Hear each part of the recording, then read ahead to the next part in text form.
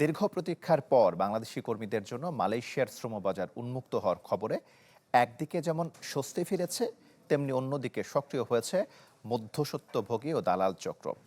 মালয়েশিয়ার পর্যটন, নির্মাণ ও কৃষিসহ বিভিন্ন খাতে বাংলাদেশি কর্মীদের ব্যাপক চাহিদা থাকলেও প্রশাসনিক ও প্রক্রিয়াগত জটিলতার কারণে বারবার বিলম্বিত হচ্ছে কর্মী নিয়োগ। এরই মধ্যে শ্রমবাজার আবারও চালুর সম্ভাবনার সুযোগ কাজে লাগাতে একটি অসাধু চক্র সক্রিয় হয়ে উঠেছে বলে জানা গেছে।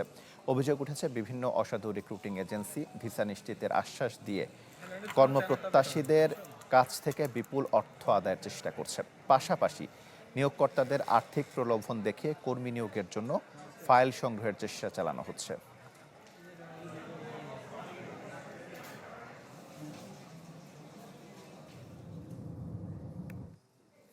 এ বিষয়ে আরো খবর জানাতে মালয়েশিয়া থেকে আমাদের সঙ্গে যুক্ত হচ্ছেন ওয়াহিদ সোহান। সোহান, এসব অসাধু চক্র মূলত কারা এবং এদের নিয়ন্ত্রণে কি কি পদক্ষেপ নেওয়া হচ্ছে, আর কবে নাগাদ কর্মী নিয়োগ শুরু হতে পারে জানবেন? বাংলা কিউআর, যেখানে নগদ পেমেন্ট সেখানে। সারা দেশে 10 লাখেরও বেশি মার্চেন্টে নগদে পেমেন্ট করুন খুব সহজে। আপনাকে ধন্যবাদ। আপনি যেমনটি বলছিলেন, আসলে মালয়েশিয়া বাংলাদেশের দ্বিতীয় বৃহত্তম শ্রমবাজার। দীর্ঘদিন থেকে বিভিন্ন জটিলতায় শ্রমবাজার বন্ধ ছিল। সেই বন্ধ হওয়া শ্রমবাজার বাংলাদেশের যে প্রবাসী কল্যাণ উপদেষ্টা, আহ, প্রবাসী কল্যাণ মন্ত্রী এবং প্রবাসী কল্যাণ উপদেষ্টার যে মালয়েশিয়া সফর হয়েছে, সেই সফরের মধ্য দিয়ে নতুন করে বাংলাদেশের শ্রমবাজারের যে আলোর মুখ দেখতে যাচ্ছে, সেখানে কিন্তু আবার নতুন করে একটি শঙ্কা তৈরি হয়েছে। মালয়েশিয়ায় যে সমস্ত মধ্যস্বত্বভোগীরা রয়েছেন, এই মধ্যস্বত্বভোগী একটি দালাল চক্র ইতিমধ্যে মাথাছাড়া দিয়ে উঠেছে।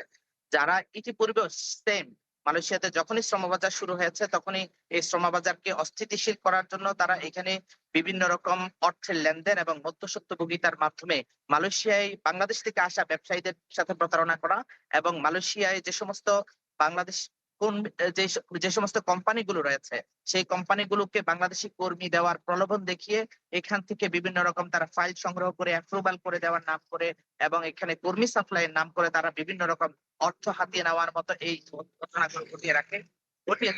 কিন্তু সেই ধারাবাহিকতায় যখন মালয়েশিয়ার এই শ্রমবাজারের যে আবারও নতুন করে চালু হওয়ার যে অবস্থানটা তৈরি হয়েছে, এই অবস্থানটাকে কিন্তু আবারও তারা এই দালাল চক্রটি এখানে অস্থিতিশীল করার জন্য তারা কাজ শুরু করেছে।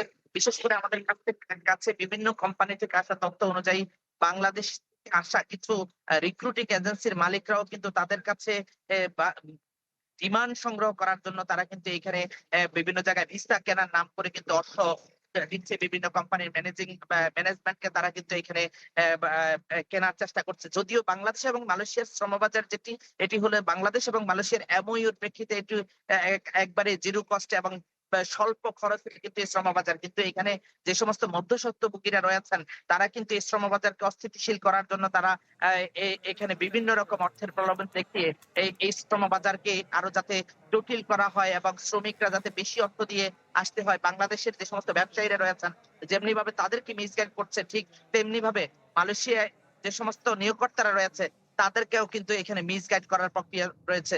তো বাংলাদেশ এবং মালয়েশিয়া উভয় দেশের আইন শৃঙ্খলা বাহিনী এবং বাংলাদেশের যে হাই কমিশন রয়েছে, হাই কমিশনের গোয়েন্দা সংস্থার তৎপরতার মাধ্যমে এই সমস্ত দালাল চক্রের প্রতি নজরদারি করে মালয়েশিয়া বাংলাদেশের শ্রমবাজারটাকে স্থিতিশীল রাখার জন্য কাজ করা দরকার বলে জরুরি মনে করেন মালয়েশিয়া থাকা প্রবাসী বাংলাদেশিরা।